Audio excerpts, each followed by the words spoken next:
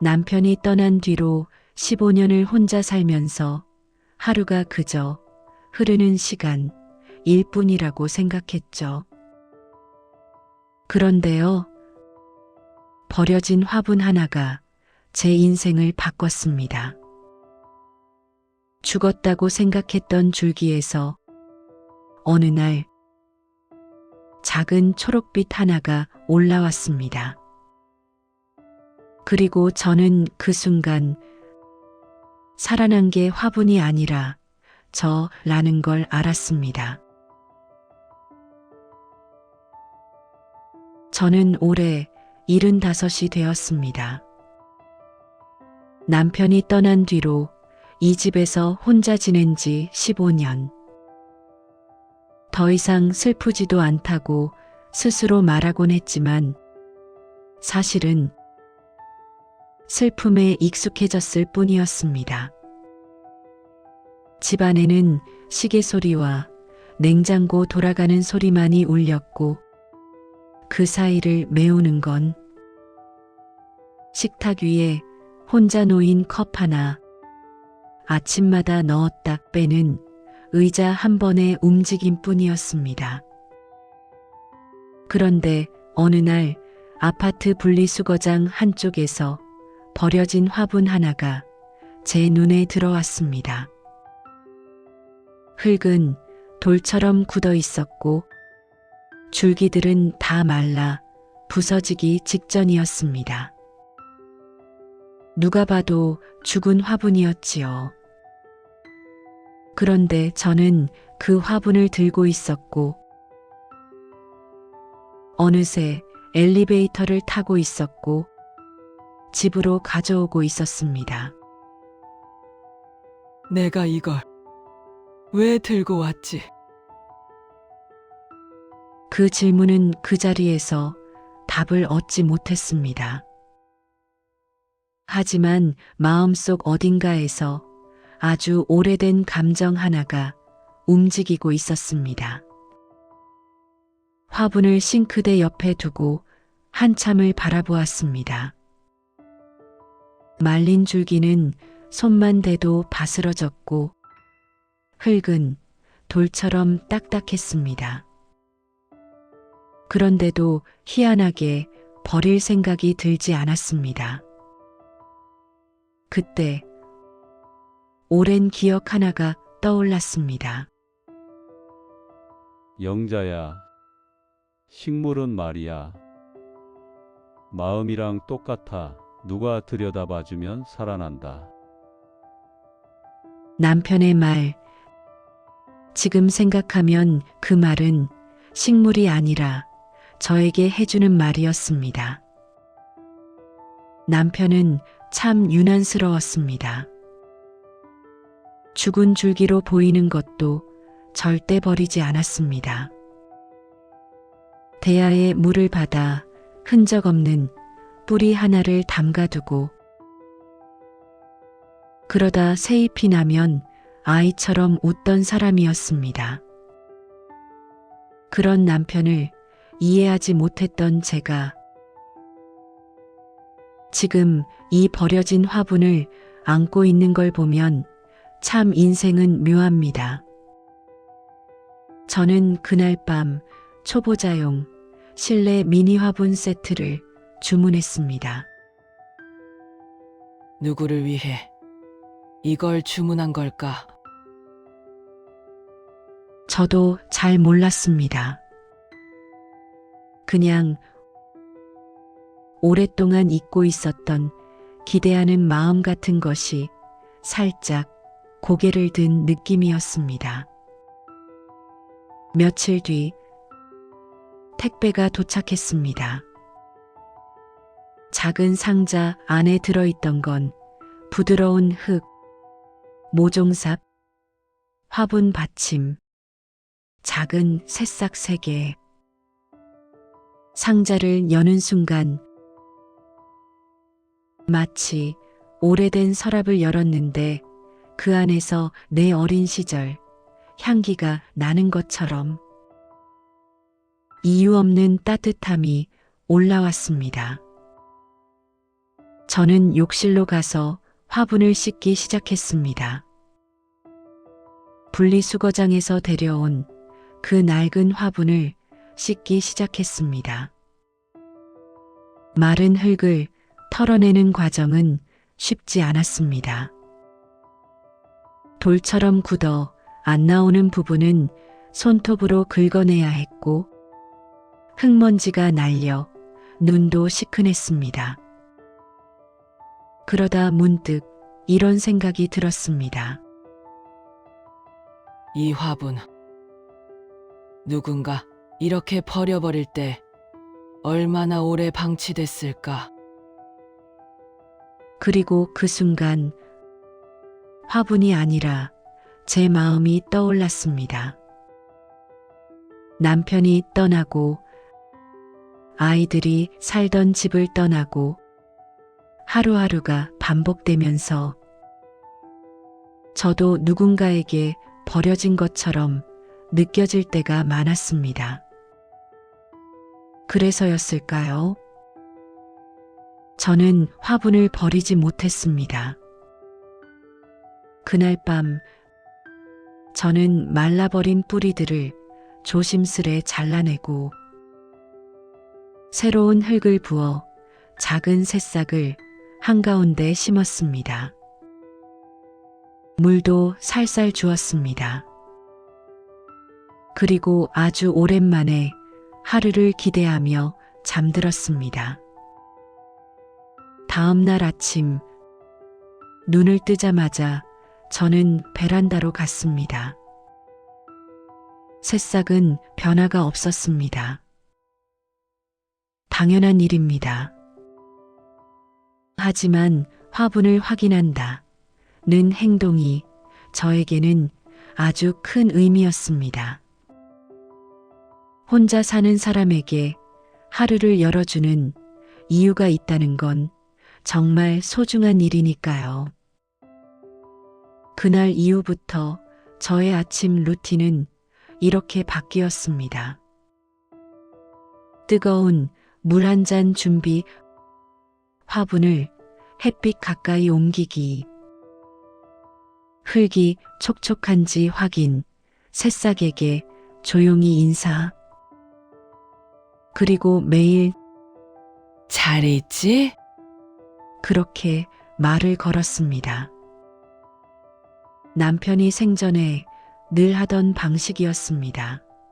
며칠 뒤 옆집에 사는 김소연 씨가 문을 두드렸습니다. 할머니, 요새 새벽마다 베란다에서 뭐 하세요? 저는 화분을 가리키며 말했습니다. 버려진 아이 하나 살리고 있어요. 소연 씨는 놀란 듯 저를 보았습니다. 죽은 화분 같던데. 살릴 수 있어요? 살릴 수 있을지는 몰라요. 그래도 한번 들여다봐 주면 살아날 수도 있다고 하더라고요. 그 말은 남편이 늘 하던 말이었습니다. 그걸 제가 그대로 말하고 있다는 사실에 스스로 놀랐습니다. 그날 이후 소연 씨는 종종 시골에서 가져온 고구마나 미숫가루를 가져오며 화분 이야기를 물었습니다. 사람이 오랜만에 집으로 들어오니 그것만으로도 집 안 공기가 바뀌는 듯 했습니다.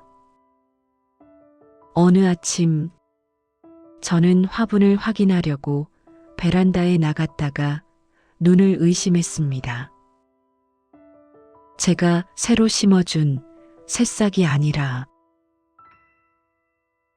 죽은 줄 알았던 그 낡은 줄기에서 아주 작은 초록빛 하나가 올라오고 있었습니다. 아무도 몰래 피어난 새 생명, 이 작은 초록색 한 점이 제 가슴 깊은 곳을 울렸습니다. 저는 베란다 바닥에 주저앉았습니다. 그리고 한참 동안 말없이 그것을 바라보았습니다. 살아 있었구나. 누군가 버렸던 게 아니라 그저 보지 못했던 것뿐이었구나. 죽은 줄 알았던 줄기에서 새싹이 난 그날, 저는 베란다 앞에서 한참 움직일 수 없었습니다. 세상에 저 작은 초록색 점이 왜 이렇게 크게 보였을까요? 흙 위에 비친 햇빛이 새싹을 작은 보석처럼 반짝이게 만들고 있었습니다. 저는 천천히 손을 뻗어 입 가까이에서 숨을 들이마셨습니다. 식물이 내는 아주 미묘한 새로운 흙 냄새와 어우러진 생명향. 그래요, 그날 저는 깨달았습니다. 살아난 건 화분이 아니라 저였습니다. 그 순간 오래전 기억 하나가 떠올랐습니다. 남편이 돌아가시기 전 제가 병원에서 마지막으로 남편의 손등을 쓰다듬던 장면. 그때 남편이 마지막으로 남긴 말이 있었습니다. 영자야. 나 없어도 너 살아야지. 그 말이 그제야 제대로 가슴에 들어왔습니다. 저는 그 자리에서 조용히 울었습니다. 소리 없는 울음. 하지만 오랜 세월 굳어있던 마음이 그 울음 속에서 천천히 풀리고 있었습니다. 새싹이 난 후로 제 일상은 완전히 달라졌습니다. 아침에 일어나자마자 화분을 보고 햇빛이 너무 강하면 포근한 곳으로 옮겨주고 바람이 너무 차가운 날은 창문을 닫아주었습니다. 물도 함부로 주지 않았습니다. 너무 많으면 뿌리가 썩고 너무 적으면 말라버린다는 걸 남편 덕분에 알고 있었으니까요. 그리고 화분 옆에서 노트 하나를 꺼내 날짜와 변화 기록을 쓰기 시작했습니다. 3월 3일, 새싹 크기 3mm. 3월 7일, 잎 모양 확인됨. 3월 12일, 두 번째 새싹 올라옴. 저는 오랜 세월 동안 누군가의 변화를 이렇게 세밀하게 바라본 적이 없었습니다. 그런데 이 작은 식물 하나 때문에 제 하루가 다시 흐르고 있었습니다. 며칠 뒤 소연 씨가 다시 찾아왔습니다. 할머니, 요새 표정이 많이 밝아졌어요. 저는 웃으며 화분을 보여주었습니다. 죽었다고 생각했는데 이 아이가 다시 살아났어요. 소연 씨는 눈을 크게 뜨고 말했습니다. 어머, 진짜요? 와, 이게 가능하네요. 저는 천천히 화분을 쓰다듬으며 말했습니다. 사람도 그래요. 마음이 아무리 말라 있어도 누가 들여다봐주면 다시 살아날 수 있더라고요. 그 말은 제 스스로도 놀라운 말이었습니다. 평생 입 밖으로 꺼낸 적 없는 종류의 말. 소연 씨는 순간 조용해지더니 작게 웃었습니다. 할머니, 저도 요즘 많이 지쳤거든요. 그런데 할머니 집 오면 희한하게 마음이 따뜻해져요. 그 말은 제가 지난 몇 년 동안 들어본 말 중 가장 따뜻한 말이었습니다. 저는 혼자 살면서 이제 누구에게도 필요 없는 사람이다. 그렇게 생각하곤 했습니다. 아이들도 바쁘고 친구들도 점점 연락이 줄어들고 병원 약국은 늘 혼자 다니고 마치 제가 이 세상에 남겨진 마지막 조각처럼 느껴졌습니다. 그런데 소연 씨가 제게 필요한 사람이라는 말을 해주었습니다. 그 말은 제 마음에 또 다른 새싹을 틔웠습니다. 이 세상에서 저를 바라봐주는 사람이 있다는 것만으로도 삶은 다시 피어나는 법입니다. 그리고 저는 문득 깨달았습니다. 버려진 화분을 살리고 있었던 게 아니라 저는 누군가에게 제 마음을 다시 열고 있었던 것입니다.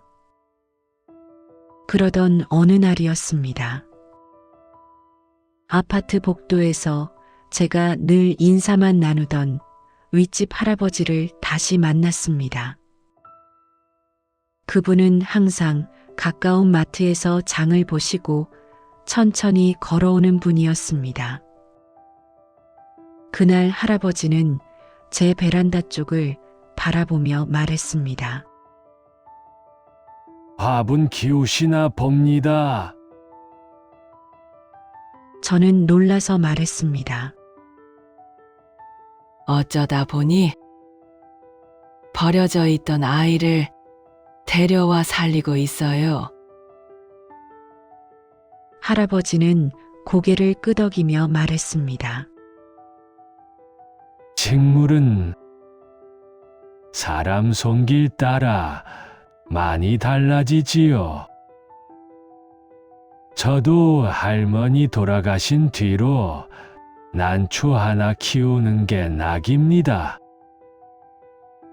할아버지의 말, 그 말 속에는 저와 너무 닮은 외로움이 느껴졌습니다. 할아버지는 잠시 멈추더니 조심스럽게 한마디를 더했습니다. 할머니, 혼자 지내면 식물 하나라도 손봐줘야 합니다. 그래야 마음이 마르는 걸 막을 수 있어요. 그 말은 마치 제 마음을 직접 만진 것처럼 따뜻하게 들어왔습니다. 어느 날 저는 분갈이를 다시 해주려고 흙을 살짝 파다가 화분 안에서 낡은 종이 조각 하나를 발견했습니다. 아주 오래된 종이 누군가가 적어놓은 글씨가 희미하게 남아 있었습니다. 거기엔 이렇게 쓰여 있었습니다. 살아라. 이 아이도 나도. 저는 한동안 그 문장을 다시 읽고 또 읽었습니다. 살아라. 이 아이도 나도. 아마도 이 화분을 버린 사람의 글씨였겠지요. 아픔을 버리려 버린 것일 수도 있고 이사를 가며 어쩔 수 없이 놓고 갔을 수도 있습니다. 하지만 그 문장 속의 마음은 참 깊었습니다. 저는 그 조각을 조심스럽게 접어 화분 옆에 올려두었습니다. 그리고 혼잣말로 말했습니다. 그래. 우리 다 같이 살아보자. 얼마 지나지 않아 소연 씨가 따끈한 묵은지찜을 가져와 제게 말했습니다. 할머니, 밥 같이 드실래요? 그날부터 저와 소연 씨, 그리고 윗집 할아버지는 가끔씩 셋이서 밥을 먹는 작은 모임을 가지게 되었습니다. 누가 특별히 정한 것도 아니고 그냥 자연스럽게 모인 자리. 저는 오랜만에 누군가와 식탁을 함께 쓰는 즐거움을 다시 느꼈습니다.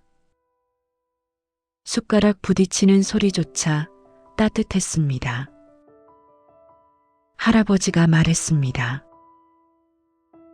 식물이 잘 자라는 건 집이 따뜻하다는 뜻이지요. 소연 씨가 말했습니다. 맞아요. 할머니 집 오면 이상하게 따뜻해요. 그리고 저는 말했습니다. 이 아이가 우리를 살렸네요. 버려진 화분 하나가. 세 사람은 한동안 아무 말 없이 따뜻한 밥을 먹었습니다. 그 침묵이 외로운 침묵이 아니라 평화로운 침묵이라는 걸 저는 오랜만에 느꼈습니다. 시간은 흘렀고 화분은 더 크게 자랐습니다. 버려진 줄 알았던 줄기에서는 3개의 새싹이 더 올라왔고 새로 심은 작은 새싹들은 제법 떡잎을 키우며 건강하게 자랐습니다. 저는 화분 밑에 조그만 스티커를 붙였습니다. 영자 할머니의 봄. 그 이름은 단순히 식물의 이름이 아니라 제가 다시 살아난 시간을 기록한 이름이었습니다. 저는 이제 혼자지만 더 이상 외롭지 않습니다. 누군가와 이어지고 있다는 것, 그리고 작은 생명이 제 곁에서 자라고 있다는 것. 삶은 참 신기합니다. 가장 약한 데서 다시 살아나는 법을 알려줍니다. 버려진 화분을 살린 게 아니라 그 화분이 제 마음을 살려낸 것이었습니다. 여러분도 마음이 다시 피어난 순간이 있었나요? 따뜻한 한 줄을 남겨주시면 다른 분들의 하루에도 작은 봄이 찾아올 거예요.